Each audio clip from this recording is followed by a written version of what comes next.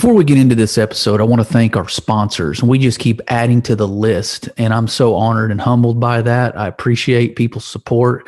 I want to start off with our local folks here in the Houston area, Conroe, Texas. The name of the company is Summer Moon Coffee, and friends of our family has started this coffee shop, and I want to thank Wyatt and his team for taking care of the community and for serving and just providing great product, great atmosphere. Summer Moon Coffee in Conroe. Also, a good friend of mine, veteran, U.S. Army veteran and man of faith, Randy LeVere in Indiana, who started a company called Armored Nation Coffee, and he has provided us with opportunities for savings. If you type in last in line, when you go to his website, armoredcoffee.com, you'll get a 25% discount on the greatest coffee to date that I've seen and tasted from the great state of Indiana. Let's put it that way.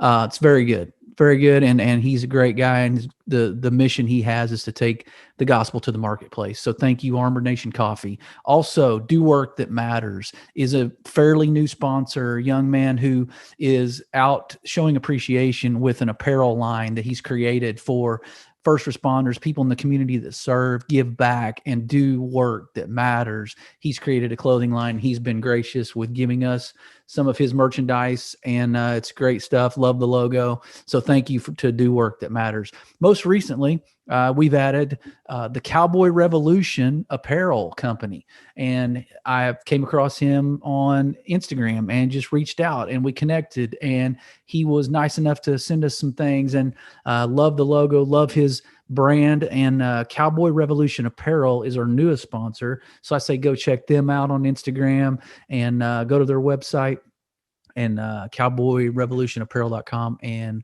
get some of their stuff. It's awesome. Worthy mission.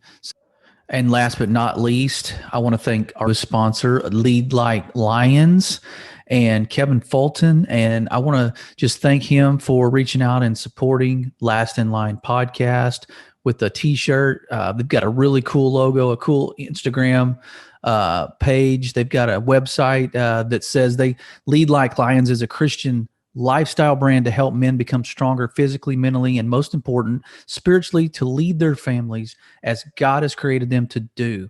So I want to thank Lead Like Lions. Last but not least, Gridiron Coffee. And thank you to Brad for connecting with me on Instagram and just offering to support our cause here at Last in Line. Brad has a amazing business that he's started, great coffee, great product. And as you guys know, my blood type is dark roast, and he's speaking my language, sent me some coffee, sent me a shirt, and he's all about the gridiron, the football field, and athletes. And that's right up our alley here too. So I want to thank Brad for all the great work he's doing. Go to his website and order some coffee, sponsor some efforts to provide a scholarship for a deserving athlete that Brad is behind doing, raising money for that scholarship. So go on his website, find out how you can give to that cause. Thanks again, Gridiron Coffee.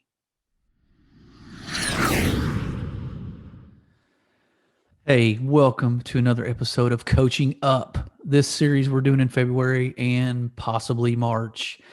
I've got a guest today that I'm super personally excited about. I've heard him speak at our church. He was coaching here in the great state of Texas for years. And I've just gotten to follow his story and read his book. And I got to tell you, you're in for a treat today. Matt Deggs is the head coach of the University of Louisiana at Lafayette Ragin' Cajuns, head baseball coach at one of the premier programs in the country. And he has coached at A&M here in Texas. He was at Sam Houston State and led them to a super regional back in 2017. His post-game press conference went viral after losing that game, practically going to the College World Series and fell just short, but his press conference really caught the attention of the country. And I will tell you, if I read this quote to you off of his website, it's gonna really kind of give you an idea of who we have on the show today. Um, it says he has long since been an underdog and overachiever in every way. He's always considered it his mission to defy the odds and set out to prove that nothing is impossible if you set your heart and mind to it. He is a faith guy, strong man of faith.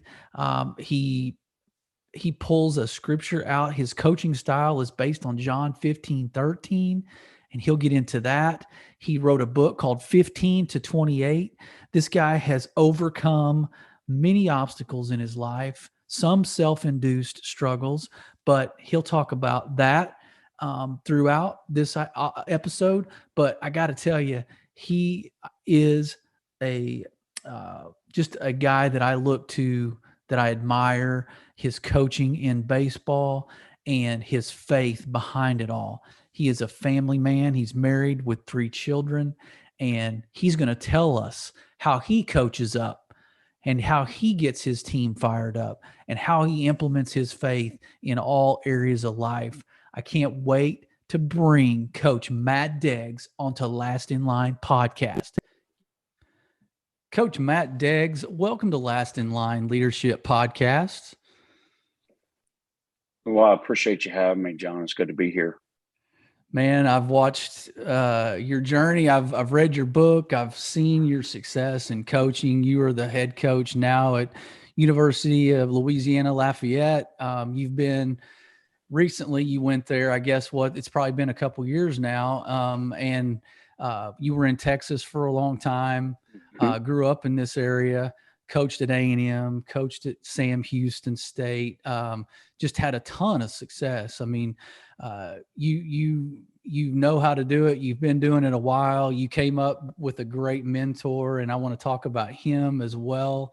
And kind of coming full circle to where you are now, we'll tie into that. But man, I would like to know, just because I haven't read the book real recently, and I just want to know, growing up or in your teenage years, early, coaching days, did you have anybody that you looked to that said that, where you said, man, that's good leadership. That's what I want to be like when I am leading a family, when I'm leading a team, like this is the guy I want to emulate. Anybody stand out to you? That's a good question, John. That's something I would have to think about. It's a lot of it. I was blessed to be around some strong men, growing up, and a lot of it too, I think, is it's a gift from the Lord, and I think some guys just have it in their heart to get out front, and serve and lead and motivate and inspire and all the things that go into it.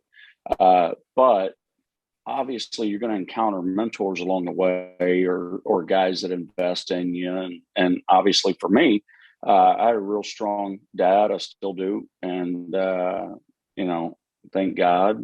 And he was always a man of his word and did things right and protected his family and worked extremely hard. And my grandpa was the same way, World War II vet, and boxer in the Navy. He was a builder, just fantastic with his hands. And along the journey, I had some opportunities to be around some good people. Butch Hobson, longtime big leaguer and manager, and he was a guy that kind of molded and shaped me on the baseball side of things. Just how to do things, how to go about your business like a professional, and then get into the coaching side of it, and just was really fortunate, and good Lord knew what he was doing. Start off with Dave Van Horn, who's at Arkansas now, and Rob Childress, who had a 15-year run at A&M, and then ultimately Coach Robichaux, who probably impacted me as much or more than any of them. And just because he gave me a new life and a second chance, and kind of helped stand me and my family back up on our feet. And, tragically he passed in 2019, and he's no longer with us, but he is, if you know what I Mm-hmm. mean. Yeah. And so I think you're a product of a lot of the people that you encounter, not all of them, Yeah. but a lot of them have a tendency to rub off. And if you're smart, you kind of pick and choose the things that you go, yeah, that fits, and you're constantly adjusting and adapting, but also at the same time true to your heart and your gut, and the person that God made you to be. Yeah. Yeah. I mean, I know you've been around success. I mean, you've been around great, Hall of Fame coaches in college baseball. And, you certainly have done your share of successful coaching. What, what makes you, because I hear this, I see it. Great players don't always make great coaches, right? Sometimes players get into coaching because maybe they didn't make it to the next level and they just want to be around the game. They want to stay in that environment and they're just hungry for that whole team camaraderie landscape. Man, why coaching for you? That's what average players do, man. It's if it's in your blood and you're not good enough to get to the big leagues, I would have, cut off my 3 or 4 fingers to get to the big leagues, but wasn't good enough. And everybody comes to that realization at some point, and but God had other plans, and He said, this is going to be your journey, and He opened some doors for me. And I've always been the type that if a door is opened, I'm not going to think about it or pray on it. I've already done that. Mm-hmm. The door, if the door's open, I'm going to run through it. Mm-hmm. And it's I have been very fortunate and blessed to be around some great programs and men and winners and all of that. And for me, it's I tell guys all the time, it's not, there's no talent here. It's, I'm really good at a couple of things, and one is suffering, and two is I can outlast a lot of people. And when it's not talent driven, it's passion driven. Mm. And this is a game of longevity. And they say it's not a sprint, it's a marathon. Well, that's very true in a season, but it's also true in a career, Yeah. because it's very, very tough. There's a line literally of a million dudes that would line up for this job. And it's a dog eat dog profession that is very, very, you've got to be a little bit opportunistic, but you've also got to make a lot of good relationships and work extremely hard and be loyal and dedicated and hungry. And Yeah. those just happen to fit some of my strong suits. Yeah, yeah, and we all see it. And I followed your journey by reading your book. Got a little closer to that journey, thankfully, in the book that you were that authentic with your story. And you know, you've been successful. We already said that, but so do you have a quality that maybe is that X factor? Like you said, there's a I million think, guys that want your job. So what well, makes you stand out? the number one predictor of success in the world is perseverance and grit. And the world's chock full of unfulfilled talent and overeducated people that don't put it to use, et cetera, et cetera. But Mm, there's no replacement for grit, perseverance, and the ability to keep coming. Uh, and I pride myself in being a culture builder. And for me, culture is nothing more, John, for me than leadership in action on a daily basis. That's going to be your culture. mm-hmm. Through your actions, you will inspire, and that's going to be daily, and that's going to be your culture. And like Peter Drucker said, I truly believe that great cultures will eat strategy for breakfast. And Mm, when you can get some talent and then put them in a culture, like for us, our culture is the pack mentality, and it's a culture of overachievement and everything we do. So we have 5 things that we're built on, and we set out to become the absolute best at the stuff nobody cares about. And that's on a daily basis. So today we're going to practice outside. It's 30 degrees here right now, and we're going to embrace that. And we've got a saying here, that's our kind of weather. And so we're going to set out to become the best at the stuff nobody else cares about. And nobody cares about practicing in 30-degree temperatures. And so we're not going to complain. We're going to embrace it. We're going to go see how good we can get today. So when you build that mindset of nothing's impossible and I'm not common, I'm uncommon through my actions, and you got to work extremely hard at this. It's an acquired taste, right? Then you can build something that not only will you overachieve, but it has staying power. And what I mean by that is it's not about baseball, it's a lifestyle. And so these kids, these young men, when they leave out of here, John, they're going to be a leg up already on the competition with their family, with whatever it might be.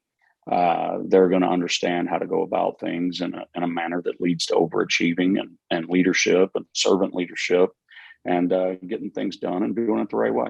Yeah. Yeah. I'm glad you said culture. And I'm glad you said it has staying power, because that gets into the story of beyond just your program and these guys that become men and fathers and husbands. The culture that you sow into them and those seeds you plant, they last, right? There's staying power there. Certainly.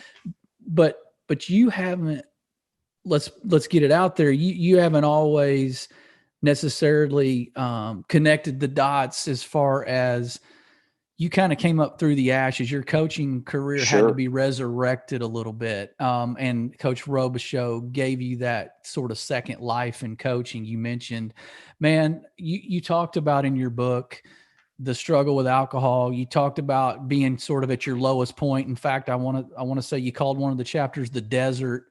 And man, how did you, without getting in the weeds, unless you want to, I mean, you got to a very, very low point, and we're out of coaching for over a year, I believe, if my memory serves. Yeah.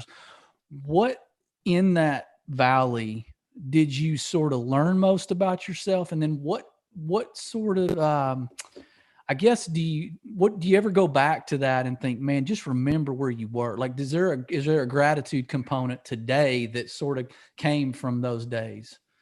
Oh, certainly. And look, there's not a day go by that you don't think about it. And,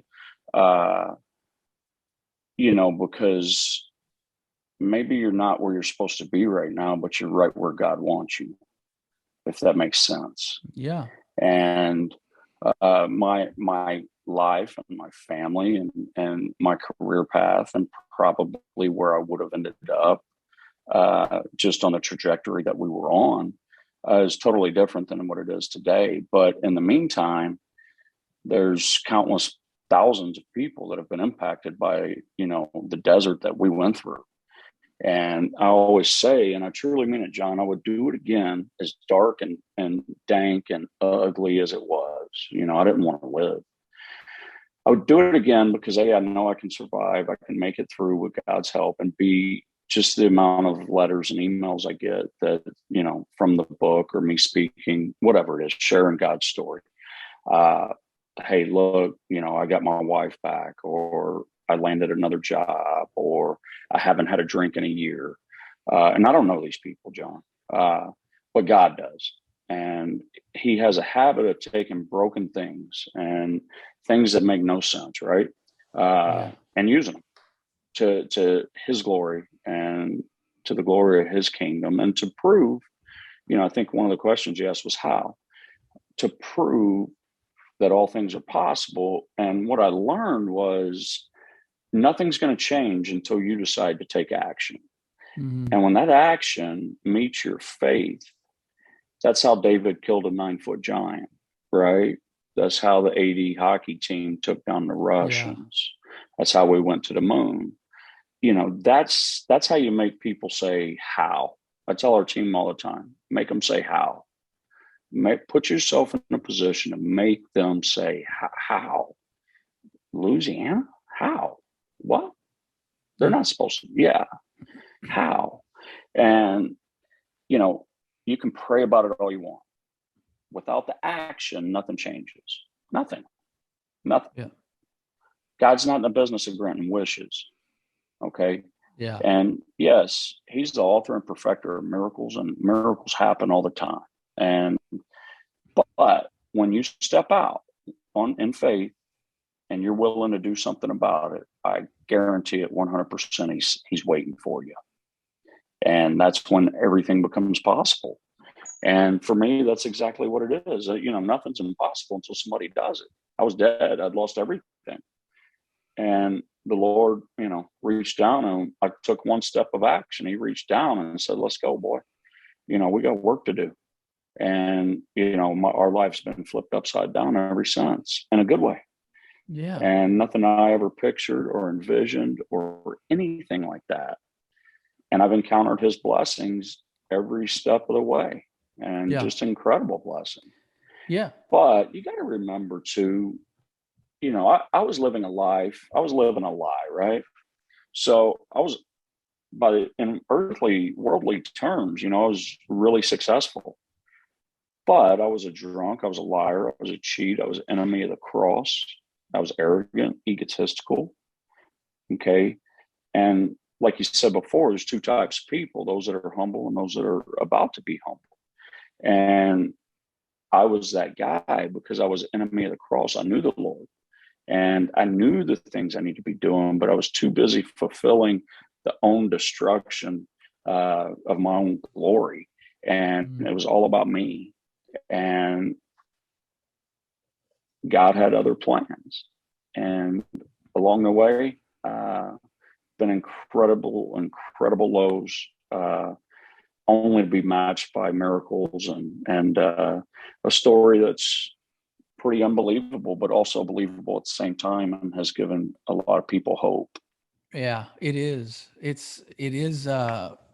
Like you said, that was a great way to put it. It's unbelievable and believable at the same time. And I remember, I felt like it was like reading that book was like being at the movies, and you're so entrenched that you don't want to get up to go to the bathroom. Like you feel like you're going to miss something. And so I'm reading your book and I'm like, I can't get away. I can't put it down because I want to know what happens around this corner, because it's relatable and you're just so like transparent about what's going on. And then you bring God right back into the middle of it. And what would you say? So I didn't really plan to ask you this question, but as you're talking, it's just kind of firing on all cylinders in me. Like, do you feel like people are naturally servant leaders, or do they have to get to a point of getting humbled before they actually fully grasp that concept?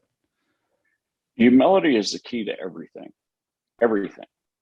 It's the key to overcoming fear. It's the key to overcoming yourself, addiction, anything. Humility is the key. And, Jesus said at Mark 9:35, if any of you want to be first, you must first be the very last. Well, for me personally, and I would reckon this, I would assume this, I think that's the way most of us are wired, right? We want to be first. Mm-hmm. You just do.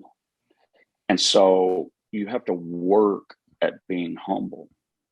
And what is humility, really and truly, for me? It comes out of Philippians. Do nothing out of selfish ambition or vain conceit, but in all things, Paul says it right there, consider others before you consider yourself. To me, that's humility.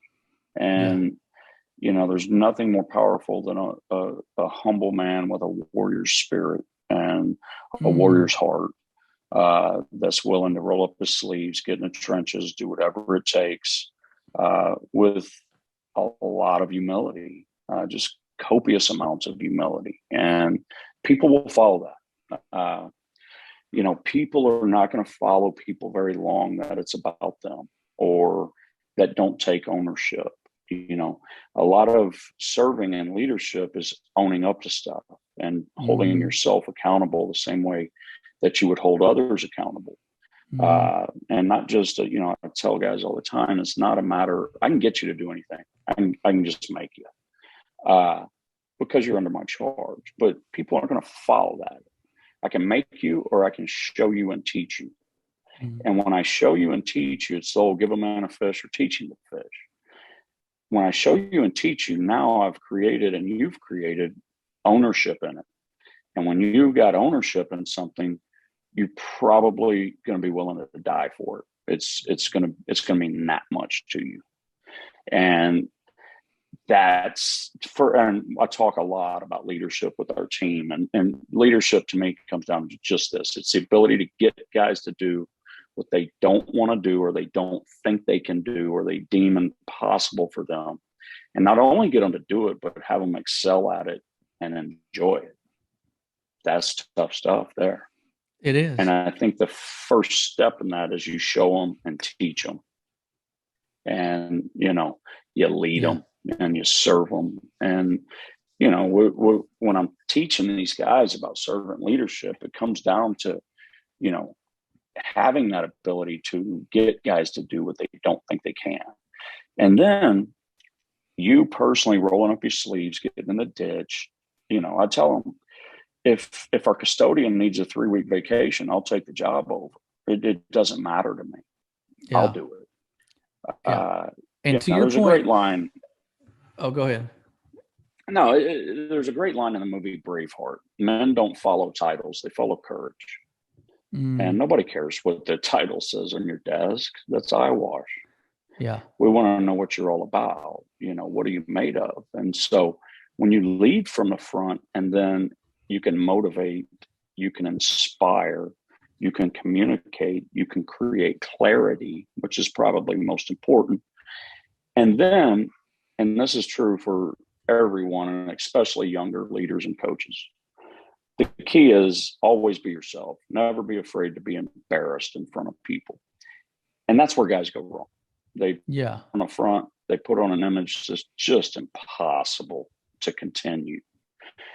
And they never let the guys see them laugh, cry, bleed, compete, own up to anything. They never see the real you. But when they see the real you, man, they're going to go to the ends of the earth. Yeah, that's right. That's right. And I'm glad you said, it's funny you said that scripture. That's actually the hallmark scripture of this podcast, Mark 9:35. And it says it all. It's real. What I love about it is it's super simple. It's fairly short, and it's just right to the point. And I will say, you mentioned rolling up your sleeves because people will follow that. I mean, I would imagine in 30-degree weather at practice that you're not up in the press box either. I would imagine you're on the field bundled up just like they are and getting it done, and you're in the trench with them. And that's probably, I bet there's guys that don't do it that way, but so you talk a lot about servant leadership. You talk a lot about, the humility component for people right now that are listening that struggle with that humility, either the definition or implementation of it. They think that just means humility will mean I'm not confident. Humility will show the world that I'm weak. What do you say to that guy? When you're weak, you're strong. Okay. Humility is strength. And, that's logically, that's hard to understand. Okay. Because the world's upside down in comparison to God's kingdom. And so my advice would be to counterintuitively do the opposite of what you think comes natural sometimes. And maybe you shouldn't be the first to eat. Maybe you should be the last. Maybe you should make everybody's plate. Maybe you should reward the guy that's actually struggling. Okay. Maybe you should tell them where you've been and the things that you've encountered. Humility is strength. Okay. And to me, arrogance and ego is actually weakness. And you're having to portray something that's probably not real, and it's definitely not going to be sustainable in order to keep up a false narrative or image that's just not you. And it's okay, man. We've all done it. All of us have. But it's going to make you miserable.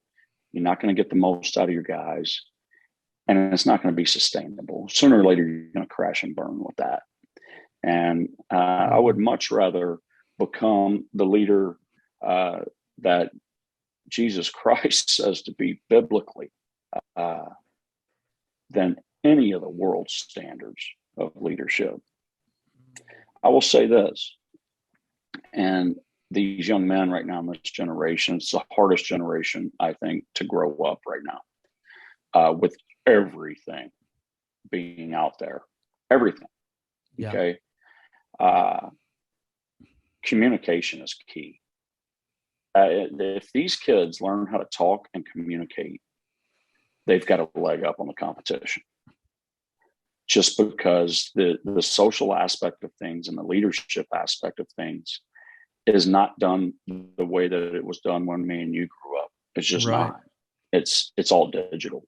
It's all social media driven. Okay. You know, I can't tell you how many times, and you're the same way. And this is probably going to knock some people back, but that's all right. I want them to think about it. I can't tell you how many times I've heard, look, I'm more of a leader through actions. I'm not much of a vocal guy. I lead through my, that's not leadership. That's called being a great follower. Okay. That's called doing exactly what's asked of you. To lead, you must talk. Winston Churchill talked. All of the great ones, Ronald Reagan talked. The guys that have Eisenhower talked, Patton talked, Vince Lombardi talked, just Coach Saban talk. Yes, the guys that truly lead can vocalize and then inspire through their actions. How many times did Jesus sit the disciples down and go, look? You know what I mean? I mean, he was a big talker, and then he modeled it. So it's both and, but to your point, you can't just be one or the other. Certainly. Yeah. And leadership's tough, man. It is. It's not a popularity contest. It's incredibly draining and difficult. It'll take everything out of you. Absolutely everything. It requires confrontation. It requires saying and doing things that need to be done that nobody else wants to do. But it's also very, very rewarding too. And, you know, but there's a lot of accountability with leadership. There's a lot of discipline with leadership. Sometimes it's not about clapping guys through stuff. Sometimes things need to be confronted. When you just clap people through stuff, you're delaying the inevitable a lot of times. But we do that sometimes because we're just worn out, and that's plan B, and that's the easier option. And I get it. But to build a rock solid culture that can stand the test of time and that ultimately runs itself, you can't take a day off. Nope. And that's, I mean, in your line of work, especially, and like you said, that generation is different than what we've ever seen, and they're facing things, being in that generation, we're facing things trying to coach that generation and lead that generation. And what I would imagine being at one of the prominent baseball programs in the country at a Division I level, I would imagine you had to almost break a few wild stallions when they come into that program from wherever they were, because they were a big fish in a little pond. And now the pond got a lot bigger, and everybody's as good as they are. What coaching advice would you give somebody right now that's maybe struggling with that dynamic of a team, even in corporate America? Sure. Even, you know, what are some of the ways that you were able to sort of break those habits and really create that, I don't know, I guess it would be camaraderie, but you had to shift their thinking. If you're two things, just two, you got a shot: organized and united. Okay. So if culture is leadership and action on a daily basis, one of the main components to leadership is clarity. It's probably the most important. A lack of clarity creates confusion and cowardice and at the moment of truth. But clarity equals focus, and focus on the task at hand. And so everything that we do is systematic. It's thought out. It's proven. It's been tested. It's written down. It's defined. It's in a binder. They have a let me see here. Where is it? They have a spiral binder that they'll get, when they get here, and everything that we're going to do from A to Z is in that binder. And so I'm very concise and clear with what we do. And, there's 5 parts to the pack mentality. And the first one is what we stand for. And then who are we? The third one is what's our why? Okay, where are we going? The fourth one is how are we going to do it? How are we going to get there? And then the fifth one is the outcome. And so it's a long teach. You start on day one, and you start galvanizing a unit that for the strength of the pack's a wolf, strength of the wolf's a pack. Nothing comes before team. And you start systematically schooling them on our culture, and then ultimately the 4 pillars that we stand on and the 3 byproducts. And so, long answer to a short question, but my advice to younger guys coming up is get organized. Okay. Don't think you're going to remember everything, because you're not. Systemize what you do. Let's put it in a system. Let's tangibly have something. Plan it out and then execute it. Do not stray from it. Don't get a wild hair and change midstream. Stick to the course, believe in it, and you need to know it front and back, A to Z. Yeah. And so we recite, we test. I do a lot of written tests. You never know what your team knows until you test them. You can call on them, but the same guys are going to raise their hand. And, when you test, that is a good barometer, John, on where you're really at. If you ever want to feel like a horse crap coach, give a written test, because you're going to be disappointed. It's wow. That you think they're with you, but they've got 100 other things too. And so that's why I test, and we'll test, and then we'll test again, and we'll test again and again and again, and until we've got it. Yeah. It's amazing, because you said something in there when you're teaching them the pack mentality and you're teaching them your core values and showing them the spiral and walking them through. You used a key word in there, is it's proven. So there's no question, like they almost, I wouldn't say instantaneously, but I would say they're almost a step ahead as far as ownership and buy-in once they know it's worked. And so you've already established a track record. And I would also say, when you're recruiting guys, I would think you're almost looking for that DNA ahead of time versus just going out and getting a guy because he can hit a lot of home runs or he throws a lot of strikes and then getting him in and trying to fix his brain. Like, you got to know somebody in their heart and their mind, right, when you're recruiting. No, you're exactly right. And, we call them OKGs, John. They're our kind of guys. So you have to be able to fit what we do. And we're not going to change for you. You need to be able to fit what we do from a physical standpoint all the way through your value system. And we're not recruiting angels by any stretch, but you do need to exhibit some attitude, some approach, some toughness, some intensity. And you're an aggressive guy that knows how to get back up and loves to compete. I love to, obviously meet with the parents, because that's just as important. We're not recruiting the kid, we're recruiting the family. Yeah. And they're as important as the player, especially nowadays. And so you're exactly right. A lot of this precedes us already. It's in the recruiting process already, and they'll show up and they're very familiar, with what we do and who we are and how we go about it. And so if they show up, I got to assume, they're probably on the same page as us, and then it becomes more of an interview process than anything. And don't all the time take the best talent as much as the best fit. Yeah, that's important. Very, very important. That's very important. And I would ask, even if you're talking to business leaders as well, any walk of life of leadership or coaching, we always talk about that, the non-coachable traits. Like, you can coach a guy to hit a curveball, But how do you, what in your opinion, what are the kind of just innate non-coachable traits that you're looking for? And then, because you mentioned a couple of them like grit and willingness to compete and heart and commitment, those kinds of things, toughness. Do you have guys like when they come in, if you can't really teach that, if they come in, how are they strengthening that? Are they watching it emulated from the guys that have already been in the system and have already demonstrated? Yeah. So what do you say to a business leader right now? A lot of it's passed down. Okay, good. What do I say to what?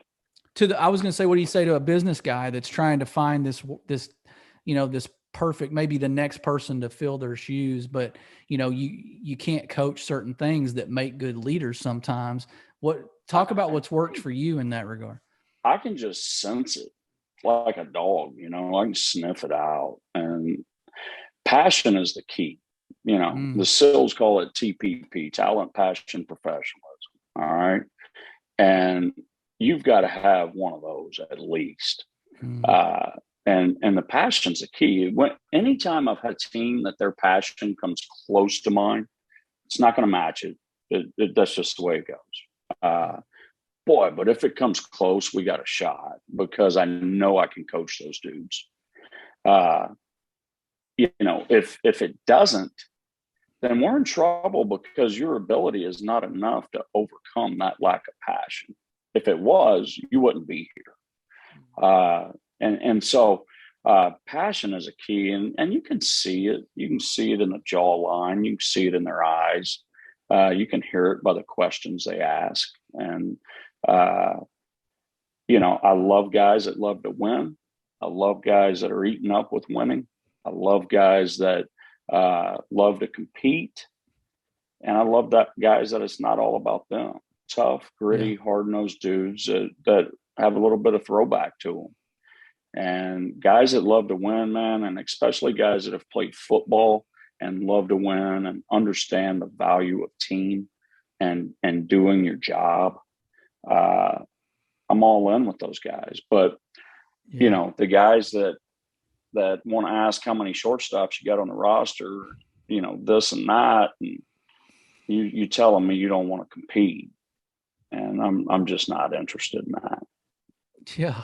Yeah. And I would imagine like the game looks a lot differently than it did 5 years ago, probably, just the game in general with all the competitive travel ball teams. And I know Coach Robe, his perspective on a lot of the, travel teams and just parents that are helicopter, those kinds of helicopter parents. I remember watching some YouTubes of Coach Robe's show, and you definitely have to get some dirt bags. And there's a reason why the baseball term, is dirt bag, and just those guys that look like they've been in a meat grinder after a game. You can't really teach that, but you can emulate it, and they can watch and see that it works. So I want to ask you. It's an acquired taste. Yeah. Oh yeah. Go ahead. Awesome. It's an acquired taste, but you can have some of that to you. There's no doubt about it. We're going to take care of the rest if you do. And this is a very demanding, tough program with high accountability and standards. And we're going to push you all the way to the edge and try to kick you off. And we want the guys that come back swinging. But at the same time, we're going to put our arm around you and let you know we love you. Absolutely. Absolutely. And I would imagine it goes without saying, you've built a team of coaches around you that are like-minded, that see it the way you do, that have gotten in the boat and are rowing the boat with you and in the same direction. So let me ask you this before I let you go. I know you got practice today in 30-degree weather. Wow. So I like the term you said, okay, geez, I'm going to have to steal that. But so let's give some coaching advice to guys, just men out there. I like to do a drill that I just started. I kind of adopted from corporate America. I know you were in pharmaceutical sales for a time. I've been in medical sales for about 15 years. So you probably even have heard of this, but they called it, when we're evaluating our leader, we have them leave the room and the team evaluates their boss or whoever, and it's called start, stop, continue. So let me have you talk to guys right now, coaches, teachers, leaders, business people, whoever. give us some things we should start doing, some things we should stop doing, and then some things that you say continue doing that you think we're doing right, maybe as a whole. Well, all right. So give me start doing, stop doing, continue doing. Yep. Well, I think, one thing for me is I think start taking ownership and accountability in yourself and owning that in front of the team and the group. We have a saying around here, overcome the coaching. And because we're going to screw up, I'm going to lose you some games. I'm going to own it. Overcome the coaching. Stop talking about yourself. Nobody cares. Okay. And continue to one thing we're doing right now is developing guys and continue to develop and push and demand and take these guys to the next level. There's more technology out there than there's ever been. There's more development aspects to things than there's ever been. But we also need to keep the relational human side involved and trust your gut and play hard, have fun, swing hard in case you hit it. Wow. It's pretty simple. Yeah, that's pretty simple, man. Well, being at a public university, I would assume it's challenging. There's guardrails when it comes to being overly expressive of your faith and, religious affiliation, political, those things. I would imagine your guys know what you stand for. I would imagine they know your belief system, and maybe not all are on the same page yet. But what have you? I guess what are you most proud of as far as just kind of how you exemplify that faith?